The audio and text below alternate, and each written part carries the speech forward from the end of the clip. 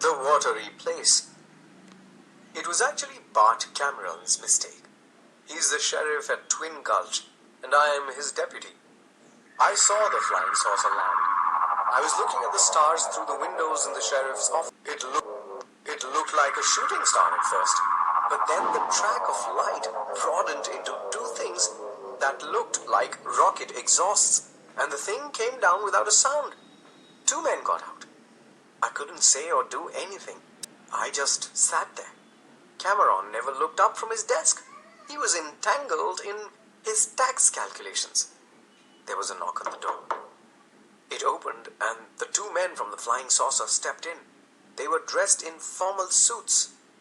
They had a serious look on their faces. God, I was scared. But Cameron just looked up when the door opened and frowned.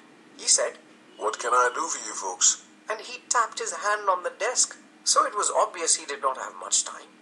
One of the two men from the flying saucer stepped forward. He said, "We have had your people under observation for a long time now," pronouncing each word carefully.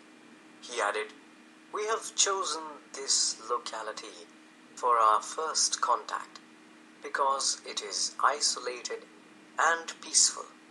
We know that you are the leader here." "I'm the sheriff, if that's what you mean."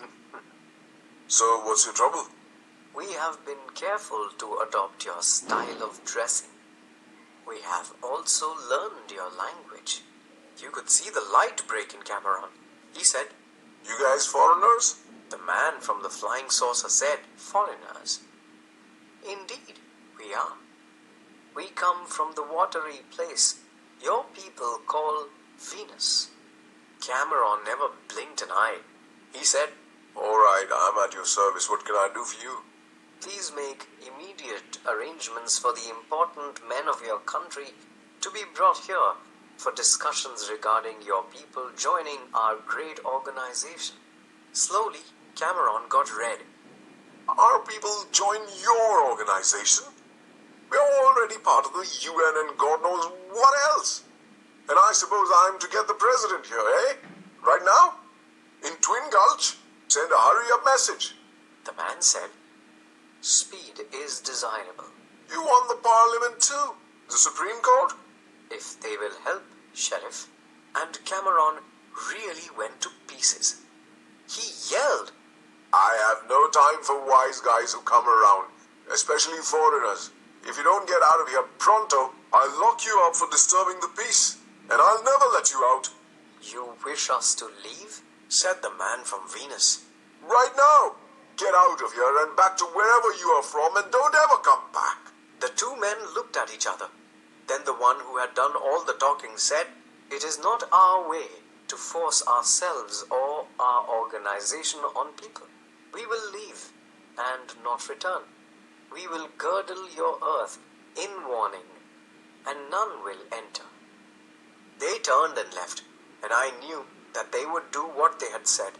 I knew that they would put a kind of fence around Earth, keeping others like them from visiting us. When they left, I got my voice back. I screamed, "Cameron, they're from outer space! Why did you send them away?" "From space!" He stared at me. I yelled, "Look!"